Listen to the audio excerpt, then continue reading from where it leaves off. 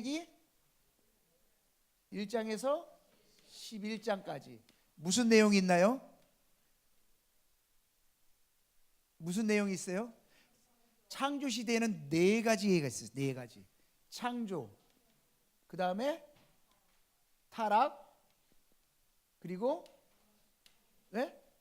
홍수, 그 다음에 바벨탑. 이거 이렇게 흔들리죠?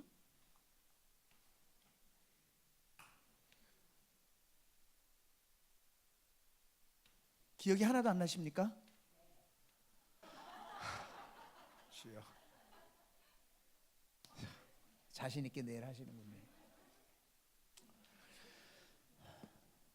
자, 창조에는 하나님이 첫째 날 뭘 만드셨어요? 첫째 날 빛. 두 번째 날 물을 만드신 건 아니고 물을 위의 물과 아래 물로 나누셔서 궁창을 만드셨어요. 세 번째는 땅과 식물. 자, 요 빛, 물, 땅만 생각하시면 그 다음에 네 번째 날은 그렇죠. 빛을 어떻게 나눴어요? 해, 달, 별. 그 다음에 다섯째 날은 물을 위의 물과 아래 물로 나눴어요. 그러면 하늘과 땅으로 나뉘어진 거 아닙니까? 그죠? 그러면 하늘에 뭐가 있어요? 새. 그 다음에 땅에는 땅에 물고기가 있어요. 제가 땅이라고 그랬거든요. 지금 여러분들 그냥 이야기가 나오는 거예요. 그냥 자동으로. 위에 물에 하늘에는 새가 있고 아래 물에는 물고기. 그렇죠. 그 다음에 여섯째 날에는 땅에는 짐승, 그 다음에 사람. 자, 이제 기억이 새록새록 나시죠? 사람을 하나님이 창조하시는데 창조에는 세 가지 단어가 있다고 그랬습니다. 무슨 단어? 바라, 그 다음에 아사, 야찰. 바라는 무에서 어떻게 무가 창조됩니까? 아무것도 없는 데서 아무것도 없는 걸 어떻게 창조해요? 이거는 녹음하지 마시고 지우세요. 무에서 유를 창조하는 거죠. 아무것도 없는 데서 있는 것을 만드셨어요. 아사의 창조는 유에서 유를 창조. 그래서 하나님이 무에서 천지를 창조하셨어요. 그 천지 가운데 땅에서 흙으로 식물을 만들고 짐승을 만들고 사람을 만들었어요. 그래서 유에서 유를 창조하는 거예요. 흙으로 만들었으니까. 야찰은 유에서 유의 창조인데 형상을 따라서 지었어요. 형상을 따라서. 이게 바로 사람의 창조예요. 그래서 하나님은 하나님의 형상을 따라서 사람을 창조하셨다. 자, 그런데 그렇게 지어진 하나님의 형상대로 지은 사람이 어떻게 했다고요? 타락을 했어요. 왜 타락을 했습니까? 하나님처럼 되려고. 하나님처럼 되려고. 그러니까 하나님처럼 되려고 한다는 것은 뭐예요? 바로 내가 이 땅에서 하나님 없이도 내가 모든 영광을 누리고 내가 살아갈 수 있다는 게 그게 타락이에요. 그게 바로 교만 아닙니까? 내가 하나님 없이도 살 수 있다는 게 교만이에요. 그래서 인간은 그렇게 타락을 했어요. 그 타락이 창세기 5장에 그 이후에 족보가 계속 되어지죠. 결국 인간이 많아진 거예요. 그 많아진 인간이 죄악으로 가득 차니까 하나님은 더 이상 죄악으로 가득 찬 이 땅을 더 이상 볼 수가 없다. 지으심을 한탄하시고 그리고 어떻게 하셨습니까? 믿음의 사람 8명 노아를 두시고 노아의 가족만 두시고 물로 심판하셨습니다. 그래서 이제 믿음의 가족만 다시 남았어요. 그래서 하나님은 이 땅에 믿음의 사람들로 다시 채우기를 원하셨지만 결국 인간은 끝까지 또 사람이 많아지면서 결국은 하나님처럼 되려고 하나님처럼 높아지려고 하늘 꼭대기까지 가려고 교만함으로 이 세상이 죄악으로 가득 찹니다. 그래서 결국 하나님은 이제 창세기 12장에서 믿음의 사람 아브라함을 부려서 믿음의 역사를 통해서 구원할 그 구원 계획을 이루시는데 자, 그게 무슨 시대예요? 족장 시대. 그래서 창세기 12장에서 50장까지 기억나세요? 자, 족장에는 누구누구가 있어요? 아브라함, 이삭, 야곱. 예.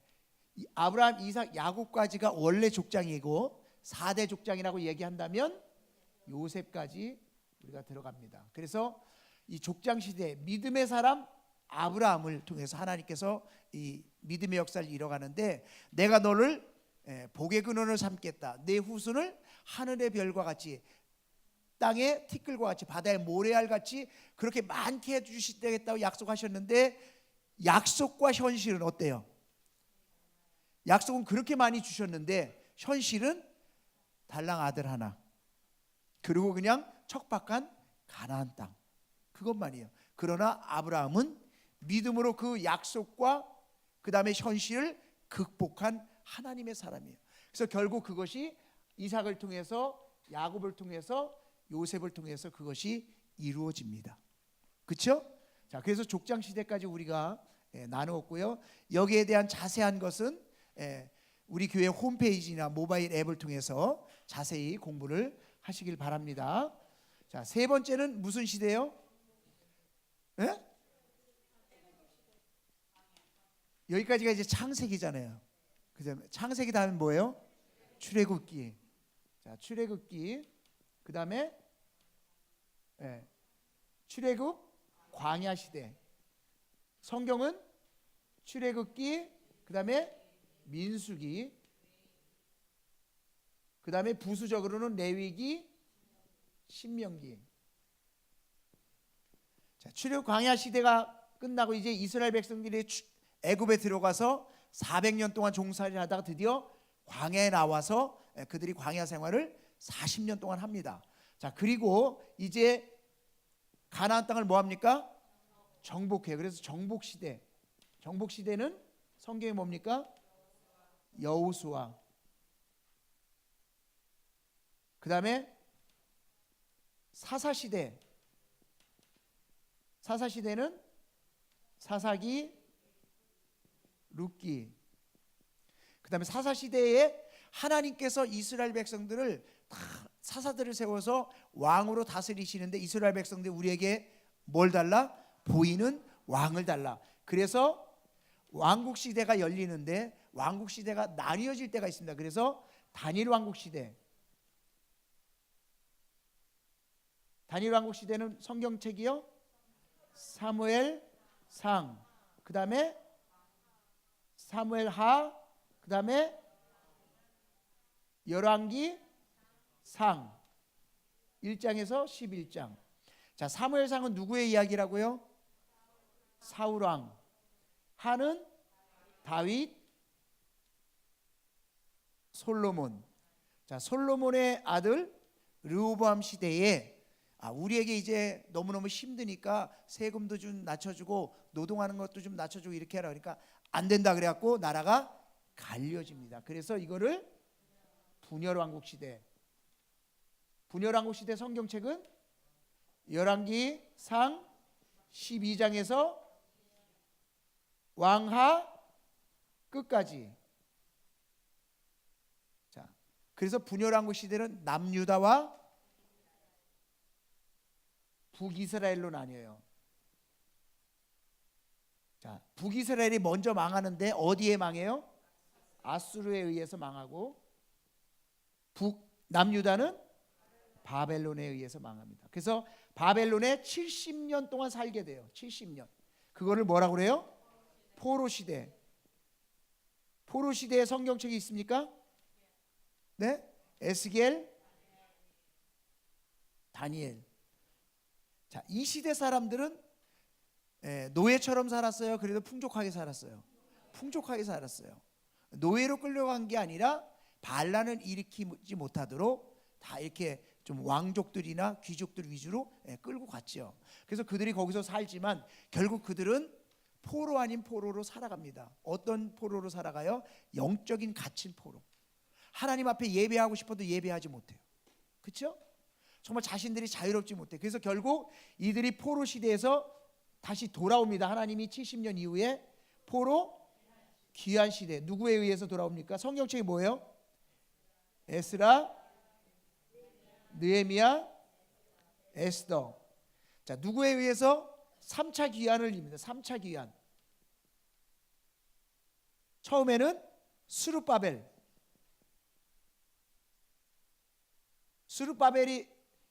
1차 끌고 와서 제일 먼저 이루는 게 뭘 이루어요? 성전. 그 다음에 2차는 에스라가 와서 이루는 게 영적 개혁, 예배. 그 다음에 느헤미야가 성벽. 3차로 귀환을 해서 이루는 일들이 결국 바벨론 포로 시대에 자신들이 갈급했던 그 영적인 것을 회복하기 위해서 몸부림을 칩니다. 자, 포로 귀환 시대 이후에 그 다음에 어떤 일이 이루어져요? 침묵 시대. 하나님이 말씀하시지 않는 침묵 시대. 그래서 침묵 시대에 400년의 암흑기가 이루어집니다. 자, 그것이 우리가 전체 구약을 보는 중심인데, 오늘은 어디 시대요? 출애굽 광야부터 우리가 시작을 하려고 합니다. 출애굽 광야부터. 자, 출애굽 광야 시대를 우리가 보는데, 여러분들이 이제 성경을 보면 참 재밌는 일들이 뭐냐면 바로 이런 부분이에요. 출애굽기를 보면서 여러분들은 왜 이스라엘 백성들이 갑자기 잘 살다가 노예로 전락했을까? 그렇죠. 아니, 요셉 때까지 굉장히 풍요롭게 모든 걸 다 누리고 정권을 누리고 그렇게 살던 사람들이 갑자기 노예로 하루아침에 전락이 돼버려요. 그렇죠? 성경에도 보니까 요셉을 알지 못하는 왕이 일어났대요. 여러분, 우리나라도요, 나라에 큰 공을 세운 사람은요, 알아요, 몰라요? 몇백 년이 지나도 알아요. 그렇지 않습니까? 그런데 어떻게 갑자기 요셉을 알지 못하는 왕이 일어날 수가 있을까라는 부분이에요. 여러분, 그것을 이제 우리가 퀘션을 갖고 좀 출애굽기를 보기를 원하는데, 여러분, 성경책 중에서 뭐 창세기부터 계시록까지 중요하지 않은 책이 없죠. 그렇죠? 그러나 일반 기독교인들이 중요하다고 생각하는 책과 유대인들이 중요하다고 생각하는 책이 달라요. 일반 기독교인들이 중요하다고 생각하는 책이 어떤 책 같아요? 네? 사실은요, 창세기예요. 왜냐하면 창세기 1장 1절 하나님이 태초에 하나님이 천지를 창조하셨다, 이거 못 믿으면요 그 다음은 다 못 믿는 거예요. 그렇지 않아요? 아니, 하나님이 천지를 창조하셨다라는 그 근본이 흔들리는데 그 뒤에 뭐 예수님이 오셨어 뭐 이런 거 다 믿겠어요? 하나님이 예수님을 뭐 동정녀 마리아를 통해서 보내주셨다, 이 믿어지겠어요? 안 믿어지는 거예요. 하나님이 천지를 창조하셨고 이 우주의 주인이 하나님이라는 사실을 믿을 때 성경이 2절부터 계속 진행이 되어지는 거거든요. 그래서 기독교에서는 창세기를 중요시 여깁니다.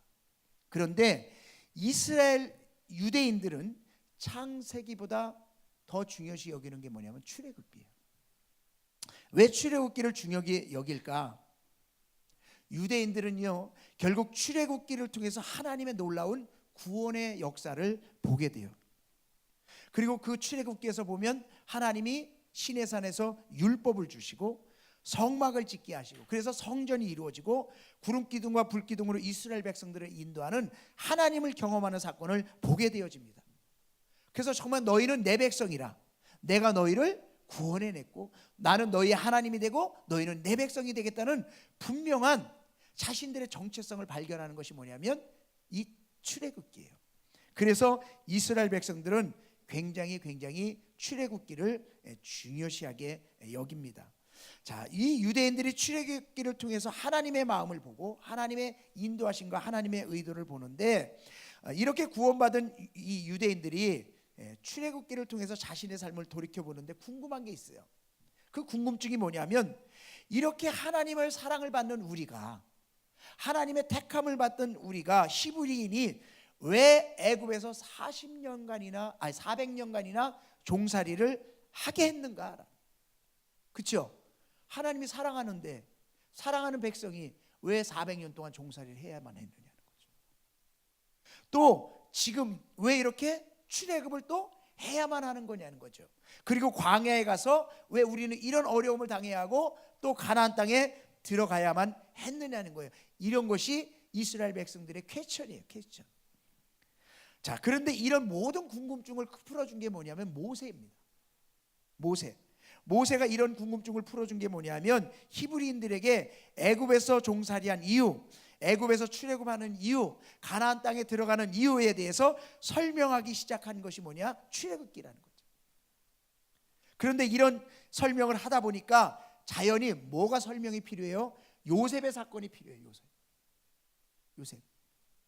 누구에 의해서 이 이스라엘 백성들이 여기 들어와서 살게 되었느냐를 이야기하려니까 요셉이 돼요.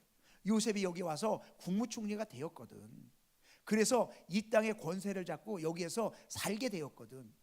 근데 요셉은 어떻게 이 땅에 애국까지 흘러 들어오게 되었어요? 그랬더니 이야기할 게 야곱의 이야기예요.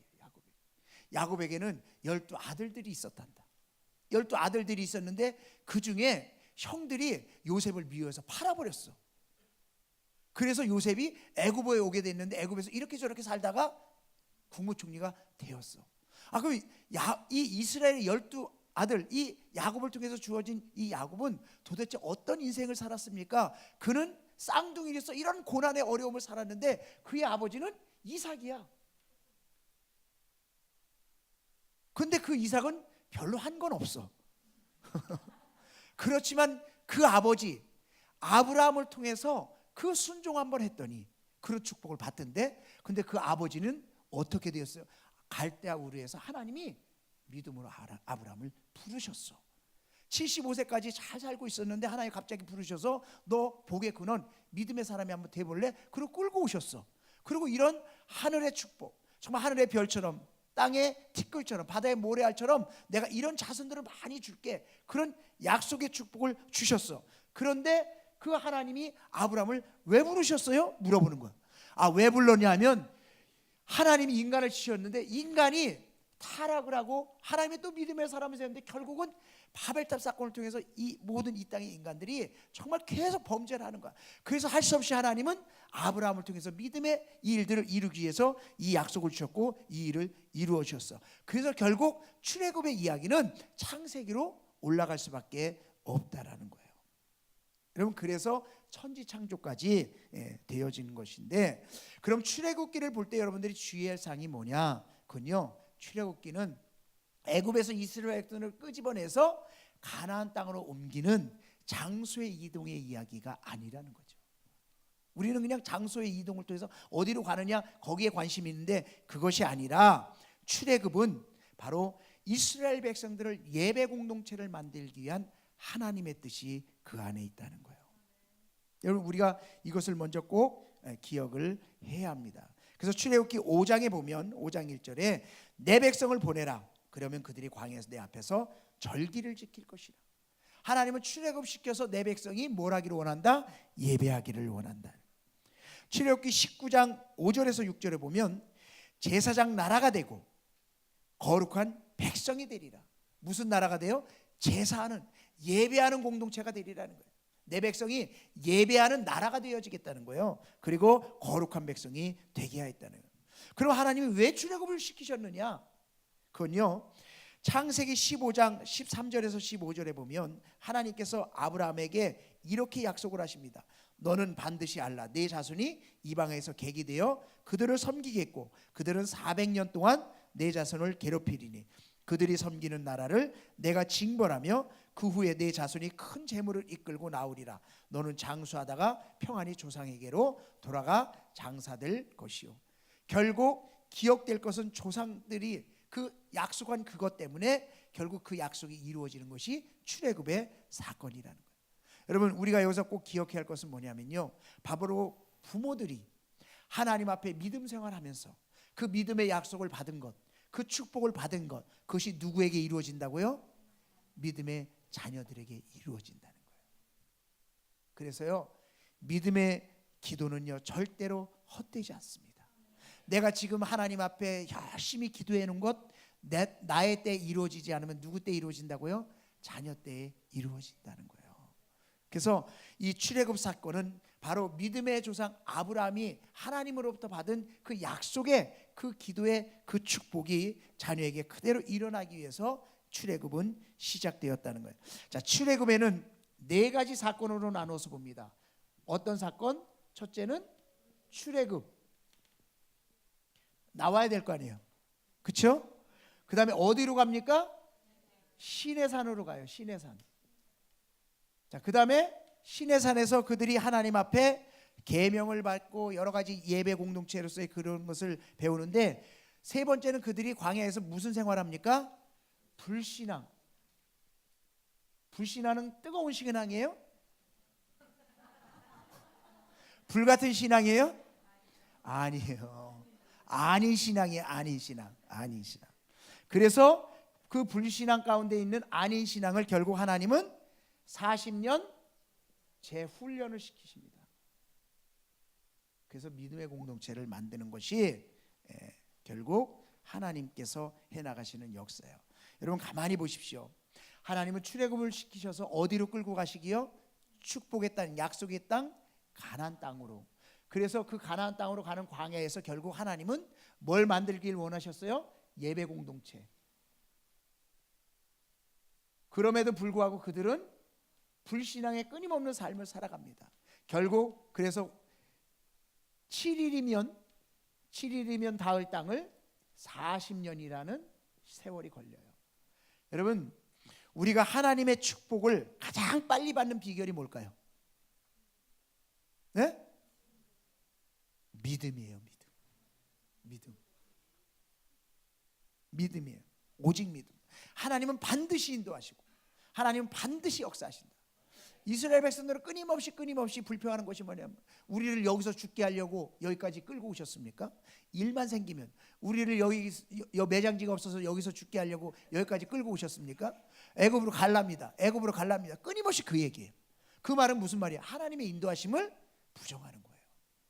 하나님의 인도하심 부정. 그러니까 그냥 이런 일이 생겨도 저런 일이 생겨도 하나님이 나를 좋은 곳으로 인도하실 거야. 약속의 땅으로 인도하실 거야. 축복의 길로 인도하실 거야. 계속 믿고 가는 거예요. 그럴 때 내 삶에 축복이 단축되는 거예요.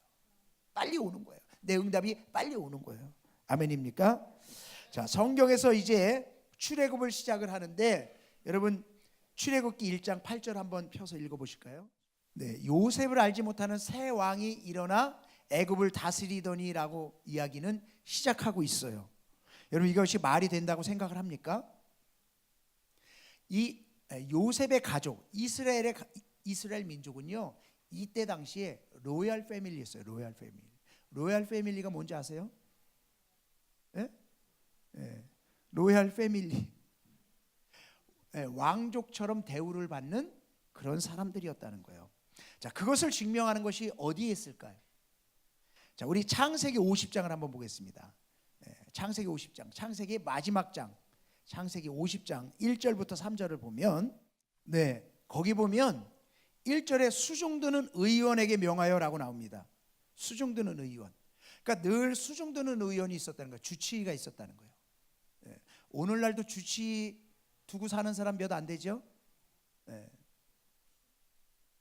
그러니까 이 이스라엘 민족은 정말 주치의가 있을 정도의 수준 있는 삶을 살았어요. 자, 그의 아버지 죽었어요. 그 아이의 아버지가 누구예요? 야곱이 죽었어요. 야곱이 죽었는데 그 몸을 향으로 처리했대요. 향으로 처리했다는 것은 뭐냐면 미라를 만들었다는 거예요. 미라. 이 미라를 만드는 건 애굽의 관습입니다. 애굽의 관습. 미라 보신 적 있어요? 미라? 어디 가면 제일 많이 미라를 볼 수 있을까요? 네? 이집트요? 이집트 가면 몇 개 없어요. 이집트 가면요 거의 없습니다. 대형 박물관에 가면요 날이 새도록 볼 수 있는 게 미라예요. 정말 많아요. 아예 그냥 미라관이 있어요. 정말 많아요. 대형 박물관에 가면요 딱 문을 열자마자 도둑놈 이 소리가 딱 나와요. 진짜 성벽 자체를 그냥 뜯어다 놨어. 와, 정말 딱 그냥 도둑놈 소리가 나올 정도로 없는 게 없어요. 그래서 그거 아세요? 영국에 진짜 자기네 박물관은 돈을 받는데 대형 박물관은 돈을 안 받습니다. 왜? 다 훔쳐왔으니까. 그래서 나중에 영국을 가실 기회가 있으면 꼭 대형 박물관을 가서 보십시오. 돈 안 받아요. 근데 미라가 수도 없이 많아요. 정말 미라는. 근데 미라를 어떻게 만드는지 아시죠? 피를 다 뽑고 거기에 향재료를 넣어서 미라를 만드는 거거든요. 그래서 북한의 김일성이 죽었을 때 애굽에 그 미라 만드는 거를 물어봤대잖아요. 어떻게 하면 시체가 썩지 않는지. 근데 이 방부 처리하는 거거든요. 이 향 처리라는 말이 그런 부분이에요. 근데 서민부터 다 미라를 만들. 근데 서민들은 어떻게 만드느냐? 그냥 내장 다 빼고 북어 말리듯이 말려요. 서민은. 근데 향 재료를 썼다는, 향 처리를 했다는 것은 향을 넣어서 썩지 않게 그것을 하는 거거든요. 그것은요 신분이 높은 사람들만 하는 거예요. 근데 이 향 처리하는데 며칠 걸릴까요? 네? 며칠 걸릴까요? 성경을 자세히 보면 40일을 걸렸다 그랬어요. 40일. 향 처리는 20일은 피 빼고 다 하는데 쓰고 20일은 향 처리를 하는 거예요. 그러니까 약품을 넣어서 다 하는 거예요. 애굽의 파라오, 그 애굽의 왕이 죽었을 때에 시신을 향 처리해서 미라를 만드는데 며칠 걸리는 줄 아세요? 42일 걸려요. 그러니까 파라오 왕이 죽었을 때 향 처리를 하는데 42일 걸리면 야곱이 40일 걸렸다는 건 어느 수준인지를 이야기해 준 거예요. 근데 곡할 때 며칠 장례를 치렀어요? 70일. 왜 이렇게 오랜 시간을 할까? 그만큼 미라를 만드는데 시간도 많이 걸렸고, 그리고 나서 이제 장례를 치른. 근데 당시 파라오 왕이 죽어서 장례를 치를 때 며칠 걸린 줄 아세요? 그렇죠. 역시 72일. 그러니까 야곱의 이 그 수준이 얼마만큼이었는지 알았겠죠. 그냥 진짜 로얄 패밀리예요. 로얄 패밀리. 근데 이렇게 로얄 패밀리로 정 왕 다음으로 모든 것을 다 누리고 살던 사람이 한순간에 노예가 돼버렸어요. 한순간에 노예가 됐어요. 쉬운 말로요, 갑자기 왕처럼 살다가 공사판 노동자가 된 거예요. 그것도 돈도 못 받고 간신히 먹을 것만 먹고 사는 그런 존재가 되어버린 거예요. 여러분, 이게 이해가 되나요? 이해가 안 돼요. 성경을 아무리 100번 1000번을 읽어도 이해가 안 돼요. 그럼 어떻게 우리가 이해할 수 있느냐? 이집트의 역사를 보면 이집트의 역사의 특징이 있는데, 그 특징이 뭐냐면 이집트 사람들은 자존심이 굉장히 강해요. 그래서 자신들이 전쟁을 했을 때 지면 진 전쟁에 대한 기록은 하지 않아요. 누구랑 싸웠다 기록하지 않아요. 진 거에 대해서. 이긴 거는 엄청나게 부풀려서 기록해요. 이게 이집트의 역사 기록의 그런 특성이래요. 그런데 애굽 사람들은 이 히브리 사람들은 뭐라고 불렀냐면 이뿌르라고 불러요. 이뿌르. 이뻐서 이뿌르라고 부른 게 아니라 이 뜻의 뭐냐면 천한 것들, 야만인들, 이게 이뿌르예요. 그러니까 애굽 사람들은 이스라엘 백성들을 보면서 천한 것들, 야만인 이렇게 했대. 이렇게 불렀다는 거예요. 이렇게. 그럼 생각해 보십시오. 애굽 사람들의 생각에는 이스라엘 유대인들을 보라볼 때 야만인, 천한 것이라고 생각을 했는데 천한 게 애굽의 총리가 됐어. 그 이해됩니까? 이해될 수 없어요. 아니 이쁘로 천한 것, 야만인. 근데 그 사람이 어떻게 애굽의 총리가 돼? 받아들일 수 있어요? 받아들일 수 없어요. 이 애굽의 정서상 도저히 받아들일 수 없어요. 그러니까 애굽의 기록을 아무리 봐도 요셉의 이름이 있을까요? 없을까요? 없죠. 왜? 자존심 상하는 그 이름을 넣었겠어요? 안 넣었죠. 그러니까 이스라엘의 어떤 이런 민족의 이 요셉은 이름이 꾸며낸 이야기다라고 얘기하는 거예요. 이스라엘의 성경의 애굽의 이야기를 보면서 요셉 그런 사람 없었어. 우리 애굽에는 그런 존재 없었어. 그건 꾸며낸 일이야. 왜? 이 운하 이름 중에 요셉과 비슷한 이름이 있었어요. 그러니까 그 이름을 따다가 그냥 꾸며낸 이야기야. 아니면 저 시골의 변방 사또쯤 됐겠지. 이 정도로 생각한 거거든요. 그런데 이러한 주장을 뒤집어 엎는 사건이 등장했습니다. 그게 뭐냐면 메네토라는 이 애굽의 역사학자가 주전 3세기 때의 글을 보니까 힉소스 이야기예요. 힉소스 이야기. 힉소스는 무슨 소스예요? 힉소스는 무슨 소스예요? 힉소스족이에요. 힉소스족. 힉스라는 단어는 왕이라는 단어고 소스라는 건 목자예요. 목자.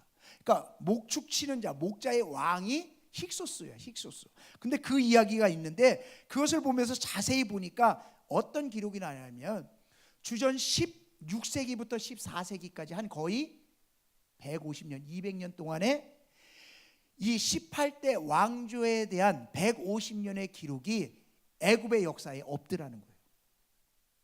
기록이 되어지지 않았어요. 그 왕조가 빠져 있는 거예요. 왜 빠져 있을까요? 왜 빠져 있을까요? 네?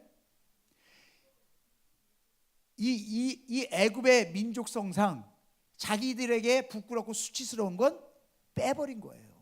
빼버린 거예요. 그런데 거기에 이때 당시에 이 힉소스 민족이 침입했다는 거죠. 이 목자의 왕이 침입했다는 거예요. 여러분 그 애굽의 그 백성들은요 함의 후손이에요. 함의 후손. 그러니까 함의 둘째 아들인 이스라임 족속이라고 기록되어 있는데요. 함의 후손이에요. 애굽의 족속들은. 그런데 이 목축치는 이 힉소스족은요 셈의 후손이에요. 셈의 후손. 이 후손마다 이제 특징이 있지 않습니까?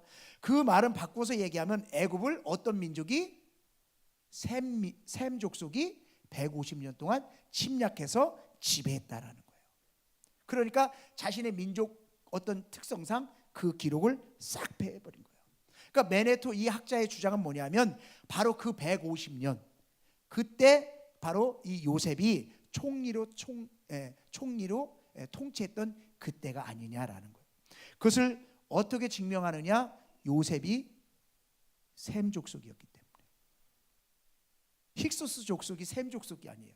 같은 족속이었기 때문에 충분히 같은 족속으로 받아들였다라는 거예요. 여러분 힉소스 민족은요 목자의 왕 아닙니까? 목자의 왕. 그래서 그들은 말을 길렀어요. 말을. 그런데 이 요셉이 총리가 되었을 때에 성경을 보면 창세기 41장 42절에서 43절을 한번 볼까요?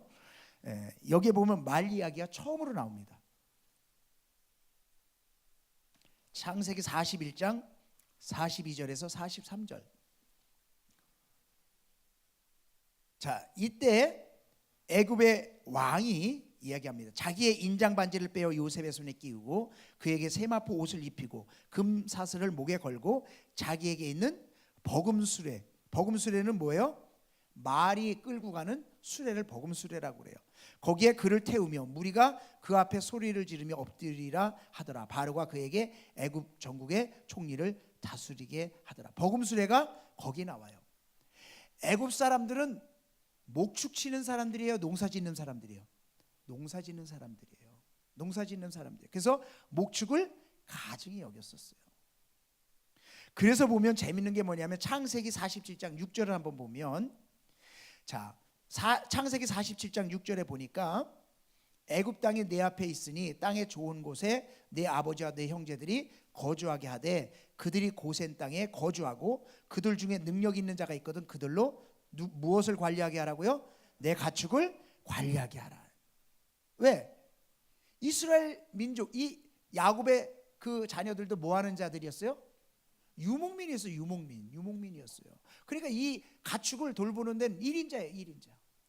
그러니까 이 애굽 사람들은 가증히 여기는 거예요. 그게 있는 거예요. 그러니까 이거를 맡기는 거예요. 자, 그런데 보십시오. 이 다른 민족이 다스렸다라는 근거가 어디에 또 나오냐면 요셉이 총리가 되었어요. 총리가 되었을 때 7년 풍년이 있어요. 풍년. 그 다음에 7년 흉년이 있어요. 근데 7년 풍년도 대풍년이었고 흉년도 대흉년이었어요. 7년 흉년 때 창고를 지어서 잔뜩 곳간에 그것을 모아놨었어요. 그랬다가 흉년의 때에 뭘 하느냐? 쌀을 구하러 온 사람들한테 쌀을 무료로 나눠줘서 잘 살게 해야 되는 게 원칙 아니에요? 왜? 총리라고 하면, 그렇죠? 근데 그렇게 하지 않고 뭘 하냐면 땅을 사요. 땅을 사. 땅 가져와. 그러면 내가 곡식을 줄게. 여러분, 우리나라가 7년 동안 흉년이 들어서요, 곡간에 잔뜩 싸놨어요. 그랬다가 7년 흉년이 들어요. 그러면 땅 갖고 와. 그러면 내가 곡식 줄게. 이렇게 합니까? 아니요. 무료로 빌려주고 나중에 농사 잘 되면 갚으라 그러지, 땅을 갖고 오라고 하잖아요. 뭐가 이루어지냐면요, 토지 매매가 이루어져요. 자, 창세기 47장 19절에서 20절 한번 볼까요? 창세기 47장 19절에서 20절.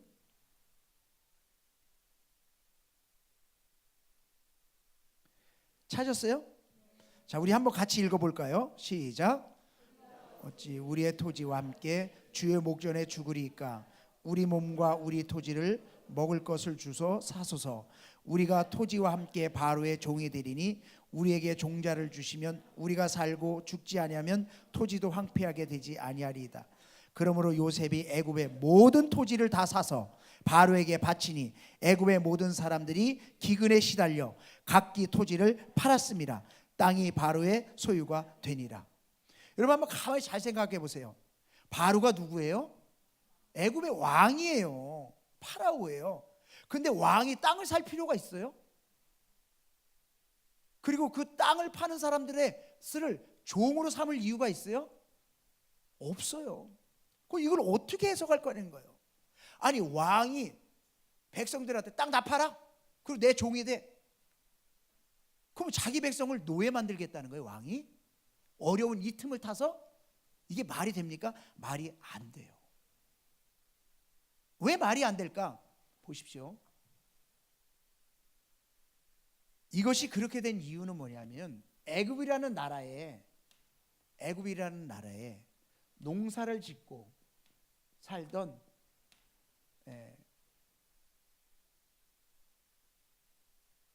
함의 후손 사람들이 살고 있던 땅이었어요. 근데 누가 들어왔어요? 힉소스, 셈의 후손들, 말 타는 기마병들이 들어와서 침략을 한 거예요, 결국은. 그래서 왕자를 빼앗아 버린 거예요. 근데 여기에 살던 원래 애굽 사람들은 다 자기 땅이 있을 거 아니에요. 다 지주들이 있잖아요. 그러니까 이건 내 땅이야. 내가 소유된 백성들하고 그러니까 들어와서 점령해서 왕권을 차지하고 모든 걸 다스릴지 모르겠지만 지방 사람들은 말을 들어요, 안 들어요? 안 들어요. 우리나라도 분봉제도 때 다 자기 지주가 자기 땅 소유하고 딱 있었죠. 왕이 그 지주들한테 제대로 보이지 않으면 왕권을 행사할 수가 없었어요. 그러던 시대예요. 그러니까 애굽의 왕이 되었지만 결국 큰 힘은 발휘하지 못하고 있었던 거예요. 그런데 흉년이 들었을 때에 뭘 하는 거예요? 땅을 다 사들이는 거예요. 그리고 곡식 주고 종으로 삼는 거예요. 그러니까 여기 성경에 보면 모든 땅을 다 사서 누구에게 바쳤어요? 바로에게 바쳤어요. 그러니까 이 바로 왕이 어때요? 요셉을 뭐 하늘처럼 받들 수밖에 없죠. 왜? 자기의 왕권을 세워주고 자기의 모든 것이 정말 애굽을 다스릴 수 있는 능력자로 만들어준 게 누구예요? 요셉이니까. 그러니까 150년 동안에 이 요셉의 그런 엄청난 것을 통해서 이 힉소스족이 정말 여기를 장악하고 있습니다. 그런데 어느 날 갑자기 어떻게 됐어요? 다시 이 힉소스족이 뭐 했어요? 망해버렸어요. 망해버리고 누가 다시 차지했어요? 함의 후손인 원래 애굽 사람들이 다시 장악을 해버린 거예요. 그러니까 이 로얄 패밀리였던 이 이스라엘 백성들을 어떻게 해요? 하루아침에 노예로 전락시켜버린 거예요. 지금 이제 이해되어져요? 그러니까 이런 어떤 그런 배경적인 것을 우리가 이해하지 못하면 전혀 이해가 되지 않아요. 아니 뭐 요셉이 그렇게 훌륭한 국무총리였고 모든 것을 다 했던 사람이 어느 날 갑자기 요셉을 알지 못하던 왕이라, 알지 못하던 게 아니라 아예 그냥 노예로 전락을 시키고, 평민도 아니잖아요. 그래서 이스라엘 백성들이 그렇게 갑자기 노예가 되었고 정말 다른 민족이 왕을 잡으니까 한순간에 노예가 된 처절한 인생을 살아갑니다. 그래서 이스라엘 백성들이 뭐합니까? 출애굽기에 보니까 기도하기 시작해요. 기도하기 시작. 하나님, 우리 여기서 좀 살려주세요. 살려주세요. 여러분, 잘 먹고 잘 살 땐 기도했어요? 안 했어요. 잘 먹고 잘 살 땐 기도하지 않았어요. 그런데 고통이 당하니까 기도하기 시작합니다. 그래서 출애굽의 시작은요, 기도로부터 시작해요. 여러분, 우리의 삶에 정말 잘 먹고 잘 사는 동안 내가 기도하지 못했다고 할지라도 지금 내가 하나님 앞에 고통을 당하고 어려움을 당할 때 이 시간도 하나님 앞에 부르짖어 기도하면 응답하시는 하나님인 줄로 믿습니다. 이스라엘 백성들이 그나마 잘한 게 뭐예요? 자존심 내려놓고 기도했다는 거예요. 아버지를 잊어버리고 살았지만 이제는 아버지를 찾기 시작했다는 거예요. 그래서 우리가 정말 하나님 앞에 우리의 정말 애굽에서의 그런 한순간에 잘못된 인생이 주어졌을 때에 그때 우리가 해야 할 일은 뭐다? 기도하는 거다. 그럼 하나님이 출애굽시켜 주실 줄로 믿습니다. 자, 그런데 이제 그 요셉을 알지 못하는 왕이 일어났어요. 그래서 이스라엘 백성들을 하나님께서 출애굽시키시려고 이 모세를 통해서 계속해서 메시지를 전합니다. 내 백성을 보내라. 그들이 나를 경배할 거다. 내게 절기를 지키고 그들은 내 백성이 될 거다. 보내요, 안 보내요? 안 보내요. 계속 버팁니다. 계속 버텨요. 근데 성경을 보면 참 재밌는 것이 하나님이 바로의 마음을 강팍하게 하셨다 그랬어요. 그렇죠? 그러면 바로가 계속 버티는 이유는 계속 버티는 것은 바로의 마음이에요, 하나님의 마음이에요. 하나님이 바로의 마음을 강팍하게 해서 하나님의 섭리가 그 안에 있었다는 것이죠. 우리의 삶 가운데 왜 기도했는데 이루어지지 않고 계속해서 이렇게 더 어렵게 생겨, 더 어려움이 생기고 더 어려움이 생길까? 그렇게 생각해 볼 때에 그 안에 하나님의 섭리가 있다는 걸 믿으십니까? 네. 여러분 보십시오. 왜 하나님은 계속 애굽 왕 바로에게 이렇게 버티게 하셨을까? 아마 애굽 왕 바로도요 힘들었을 거예요. 그렇지 않아요? 얼마나 힘들었겠어요. 근데 하나님은 이렇게 버티게 하는 것은 애굽과 완전한 결별이에요. 그냥 한 번에 갔으면요 정말 쉽게 돌아왔을 수도 있어요. 그렇게 광야에서 끊임없이 애굽으로 돌아가자고 한 사람들이 왜 그래도 못 돌아갔을까? 왜 못 돌아갔을까? 여러분, 거기서 분명히 하나님의 역사를 보았기 때문에, 그리고 정말 거기에서 너무나 많은 고통스러운 것들이 있었기 때문에, 여러 가지들이 그 안에서 있었어요. 그런데 결국 이것을 통해서 뭘 경험하냐? 완전한 결별이라는 것은 한 번의 재앙, 두 번의 재앙, 세 번의 재앙을 계속해서 뭐냐면 하나님의 응답이 있구나라는 확신이에요. 여러분, 밥할 때 마지막에 뭘 합니까? 뜸들이죠. 배고플 때는요 뜸들이는 것도 아쉽죠. 빨리빨리 열어 그냥. 네, 더 급해지죠. 근데 뜸을 들여야 제대로 밥이 돼요. 하나님의 응답이 우리에게 제대로 오기 위해서 때로는 하나님은 뜸을 들이세요. 그래서 지금 응답이 안 이루어지는 것도 다 하나님이 우리를 인도하고 계시고 응답하고 계신 줄로 믿습니다. 두 번째는 뭐냐면 이스라엘 백성이 하나님의 백성이라는 거예요. 이걸 분명히 인식시켜 주는 거예요. 왜 그렇습니까? 재앙이 내리는데 이스라엘 백성이 있는 데는 내립니까? 안 내립니까? 안 내려요. 애굽 백성이 있는 곳만 내려요. 그것을 통해서 뭘 느낄 수 있을까요? 내 백성 건들지 마. 내 백성은 내가 지켜. 너는 내 것이야. 어떤 환경 속에서도 내가 너를 지켜줄 수 있어. 분명한 그런 것을 얘기해요.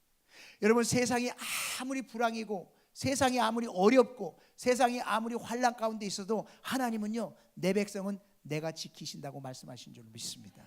우리가 그 믿음 안에서 하나님 안에 있을 때에 세상 가운데 구별되는 삶을 살 수 있고 하나님의 축복된 삶을 살게 될 줄로 믿습니다.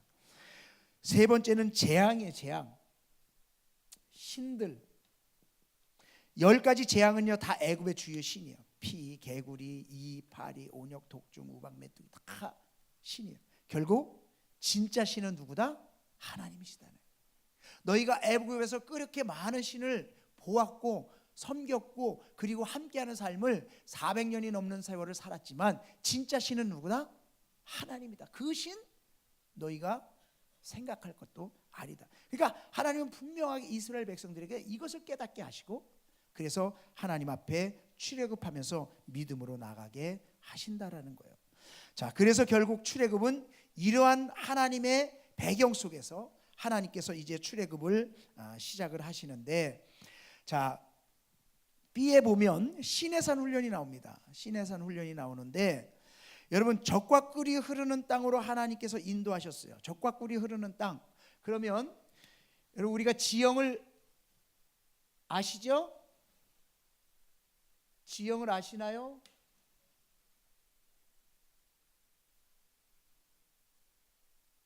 자, 지중해가 있고 지중해. 그래서 빵을 어떻게 한다고요?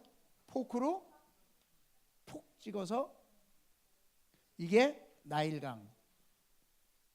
자, 그다음에 족발이 하나 있죠. 빵만 먹으면 배고픕니다. 고기도 먹어야죠. 그래서 여기는 뭐라고요? 홍해. 그리고 여기는 헬몬산이라는 산이 있어요. 여기서 눈이 녹아서 갈릴리 호수 바다라고 얘기해요. 그 다음에 여기는 요단강, 그 다음에 사해. 자, 이스라엘 백성들이 출애굽했을 때 애굽에서 어디를 건넜어요? 홍해를 건너서 갑니다. 그러면 이 가나안이라는 곳, 젖과 꿀이 흐르는 가나안 땅을 갈 때에 홍해를 건너야만 갈 수 있나요? 그냥 갈 수 없을까요? 갈 수 있어요. 갈 수 있는 근거를 한번 보겠습니다. 자, 창세기 50장. 창세기 50장을 보면요.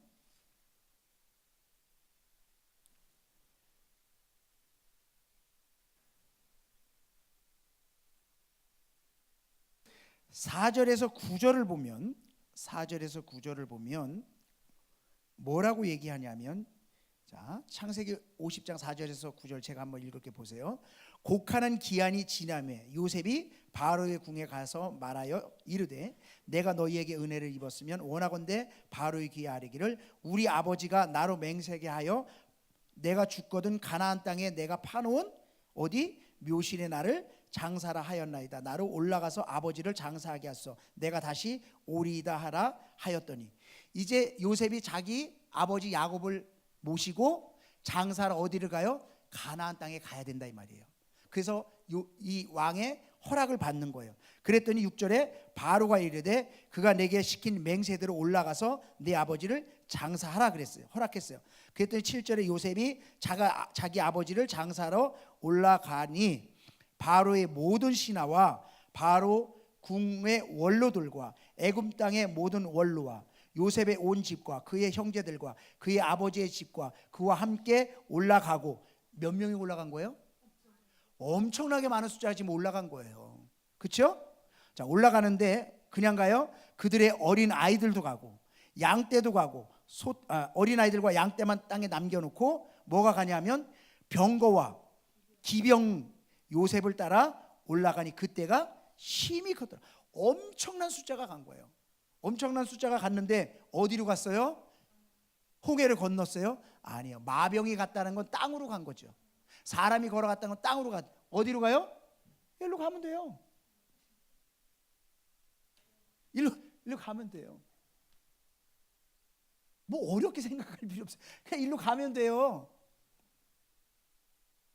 저도요, 여기 이스라엘 구경하고요, 애굽에 가는데요, 그냥 이렇게 갔어요. 그냥 차로 가면 얼마 걸리지도 않아요. 아무리 늦어도 7일이면 갈 만한 곳이에요. 7일이면 갈 만한 곳이에요. 그런데 정말 하나님이 이스라엘 백성들을 가나안 땅에 데리고 가시는 것이 목적이었다고 한다면 홍해를 건너지 않고 바로 가실 수 있었어요.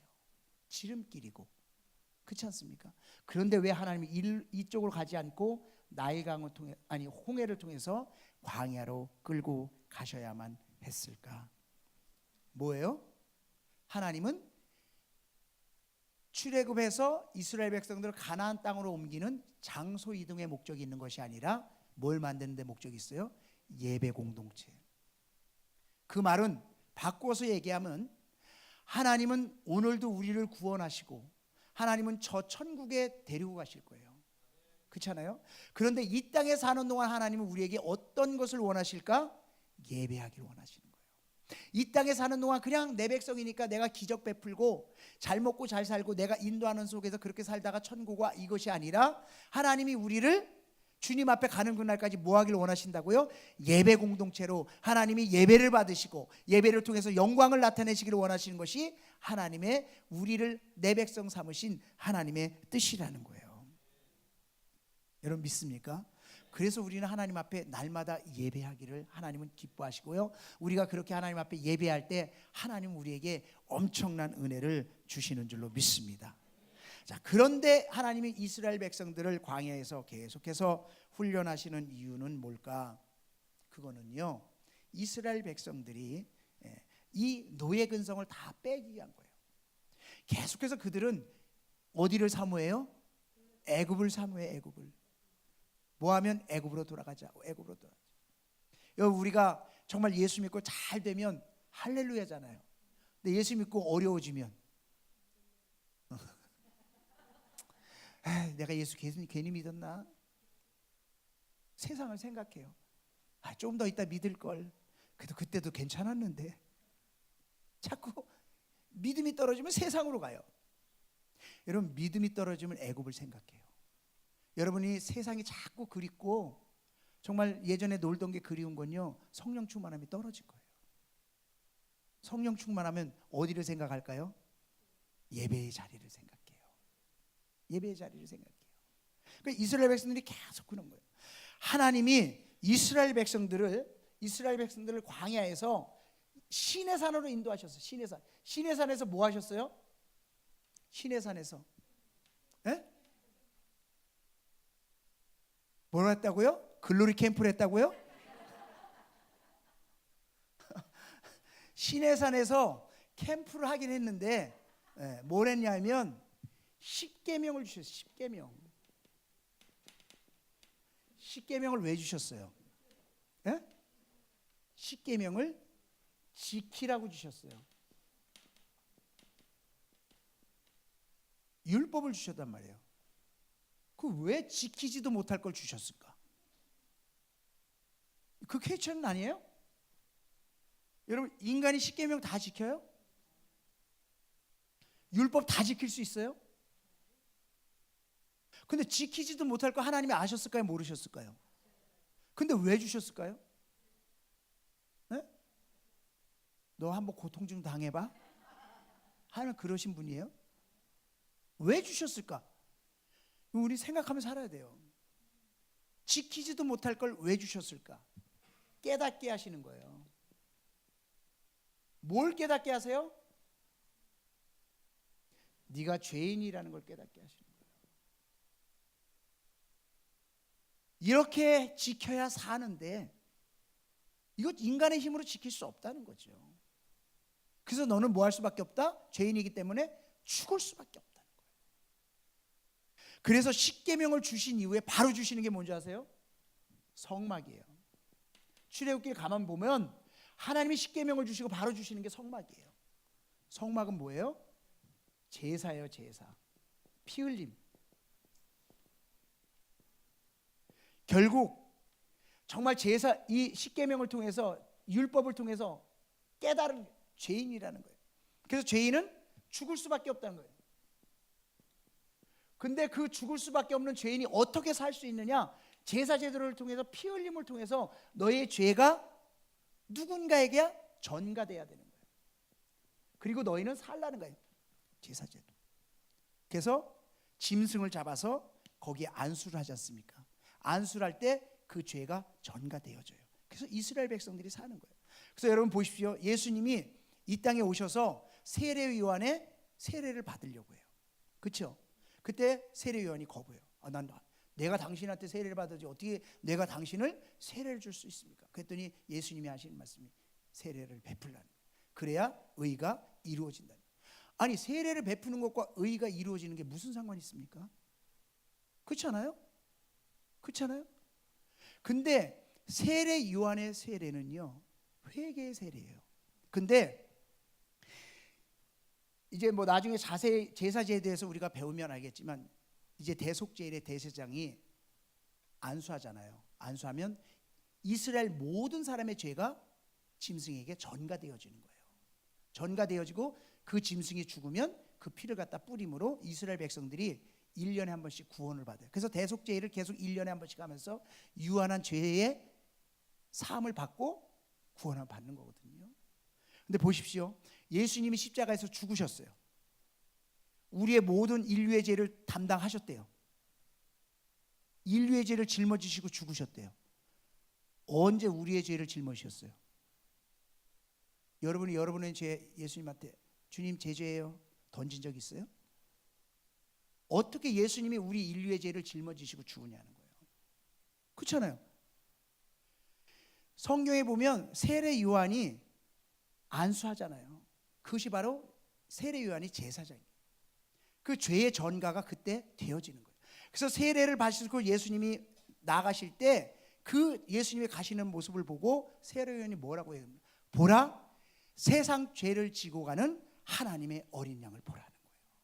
그때 죄가 전가되어지고 이제 예수님은 공생애를 하시면서 어디로 가시느냐? 십자가를 향해서 가시는 거예요. 십자가를 향해서 인류의 모든 죄를 짊어지시고 십자가를 향해서 가셔서 십자가에서 죽으심으로 그 보혈의 공로로 말미암아 인류가 구원함을 받는 거예요. 그래서 예수 그리스도를 믿음으로 구원함을 받는 거예요. 결국 하나님께서 이스라엘 백성들을 내 백성 삼으시겠다라는 그 약속은 뭐냐? 바로 이스라엘 백성들이 정말 자신의 죄 때문에 죽을 수밖에 없는 그런 거 아닙니까? 이제는 아브라함을 통해서 어떤 행위로 구원을 받는 것이 아브라함을 통해서 믿음의 그 구원의 역사가 일어나는데 그 약속이 무엇을 통해서 이루어져요? 이제 이 십계명을 통해서 내가 죄인이라는 사실을 깨닫고 죽는다는 거예요. 그러나 그 약속이 바로 피 흘림을 통해서 죄 사함을 받고 구원함을 받는다는, 그래서 아브라함의 하나님, 이삭의 하나님, 야곱의 하나님, 그리고 다윗을 통해서 예수 그리스도의 세계로 이어져 간단 말이에요. 그 믿음의 계보가. 그래서 마태복음에서는 아브라함과 다윗과 예수 그리스도의 계보로 이어지는 것을 우리에게 마태복음은 처음부터 우리에게 보여주고 있어요. 결국 믿음의 그 약속을 통해서 우리에게 구원함의 역사가 일어나는 것을 보여주는 거예요. 하나님이 내 백성을 삼는다는 것은 바로 이런 신의 산에서 그 약속을 이루시는 그런 역사를 이루고, 이제 그 구원받은 백성이 해야 될 것이 뭐냐? 예배라는 거예요. 그리고 그 광야 생활 동안에 하나님을 섬기는 그 삶을 살아가라는 것입니다. 자, 그러면서 우리가 뭘 빼요? 노예 근성을 계속해서 제거하라는 거예요. 여러분, 예배를 드려야 내 세상적인 모습이 사라져요. 여러분, 내 생각이 어떻게 바뀌는 줄 아세요? 하나님의 말씀을 계속 읽어야 내 생각이 바뀝니다. 내 생각, 내 개념, 세상적인 어떤 가치관 이런 게요 그냥 바뀌어지는 게 아니에요. 그것을 내가 깨닫고 하나님 앞에 말씀으로 계속 읽다 보면요 어느 순간에 내 생각이 바뀌어버려요.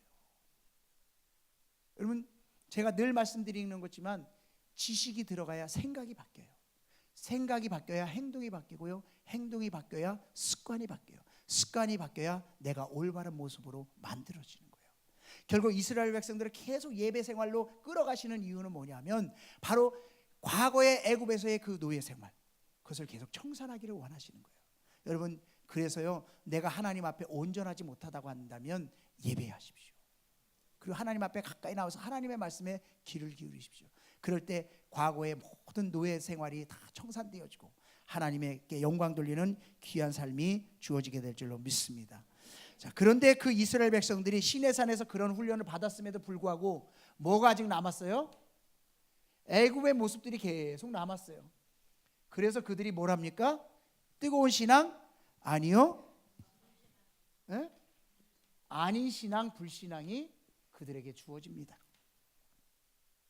그래서 이 불신앙이라는 것은 뭐냐면 어떤 거냐?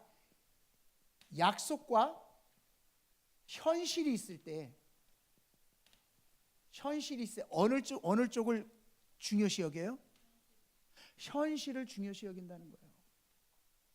현실을 중요시 여긴다는 거예요. 그러니까 계속해서 약속을 붙잡고 나가는 것이 아니라 현실 속에서 자신들이 약속의 말씀을 붙잡고 믿음의 고백을 하는 것이 아니라 현실의 고백을 해요.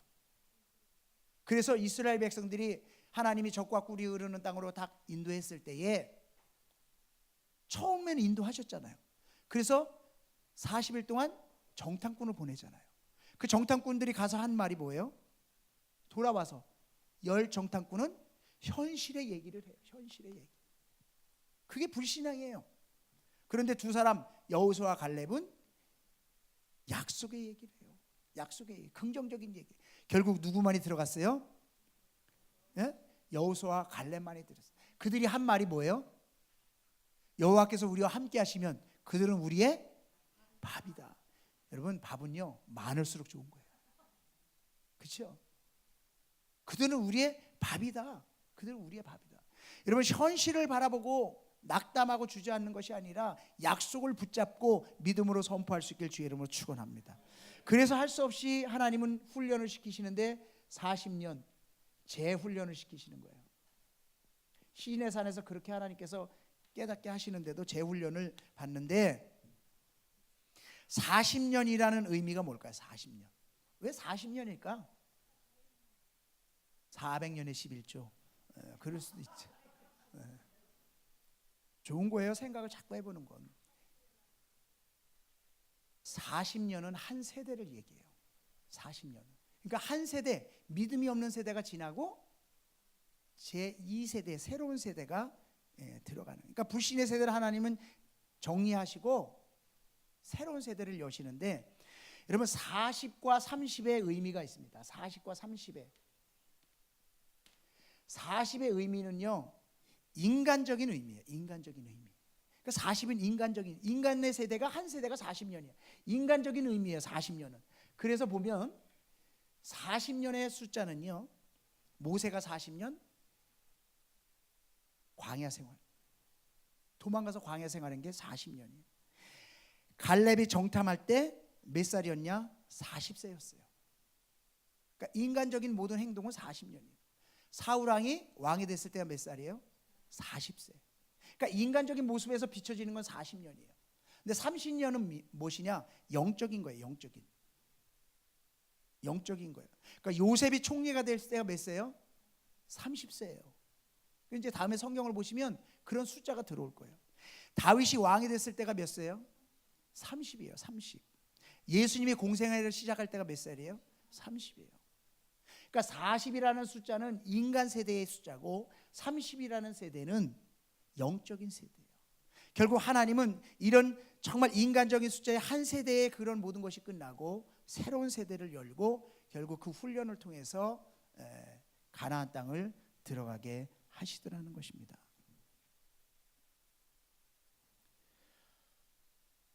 시간을 보니까 정복 시대를 하기는 조금 어렵겠죠. 그죠? 정복 시대는 다음 주에 우리가 이어서 하도록 하고요. 정말 우리가 다시 한번 꼭 기억합시다. 자, 구약의 시대를 10시대로 나눌 수 있습니다. 첫째, 창조 시대. 거기는 창세기 1장에서 11장까지. 그거를 우리는 원역사라고 얘기합니다. 왜냐하면 성경 전체 창세기부터 계시록의 이야기가 요약적으로 창세기 1장부터 11장까지 다 나와 있기 때문에 그걸 원역사라고 얘기하고, 자, 그다음에 두 번째는 족장 시대. 족장 시대는 아브라함, 이삭, 야곱, 그다음에 요셉까지 4대 족장을 이야기할 수 있고요. 성경은 창세기 12장부터 50장까지. 자, 출애굽 광야 시대, 출애굽기, 민수기, 레위기, 신명기. 자, 출애굽 광야 시대에는 4가지 사건이 있었어요. 어떤 사건? 이거 오늘 한 거예요. 아니, 출애굽 광야 시대요. 출애굽 광야 시대. 그렇죠. 출애굽기니까 출애굽해야죠. 그래서 어디로 갔어요? 시내산. 시내산에서 뭘 훈련 받아요? 예배하는 걸 배워. 예배하는 걸. 그래서 예배하는 걸 배우는데 그들이 어떻게 해요? 사건마다 있을 때 애굽으로 돌아가자 불신앙을 해요. 그래서 하나님이 40년 재훈련을 시켜요. 이게 출애굽 광야, 출애굽기 민수기의 이야기예요. 그러니까 이게 머릿속에 있어야 성경을 읽으면서 그게 들어오지요. 녹음은 여기까지 하세요. 녹음은 여기까지 하시고. 주여 어찌하오리까. 그래도 저는요 믿는 게 한 가지 있어요. 뭔지 아세요? 여러분도 됩니다. 네, 여러분도 됩니다. 여러분 됩니다. 처음에 창조 시대, 그 다음에 출애굽 광야 시대, 네, 족장 시대. 네. 제가 한번 해본 거예요, 여러분들. 자, 10시대만 한번 읽어보세요. 시작. 창조 시대, 족장 시대, 출애굽 광야 시대, 정복 시대, 사사 시대, 다니엘 왕국 시대, 분열 왕국 시대, 포로 시대, 포로 귀환 시대, 침묵 시대. 그래도 10시대를 외우고 있는 게 어딥니까? 그죠? 거기에 이제 성경만 이렇게 맞춰서 여러분 성경 읽으시면 도움이 될 거예요.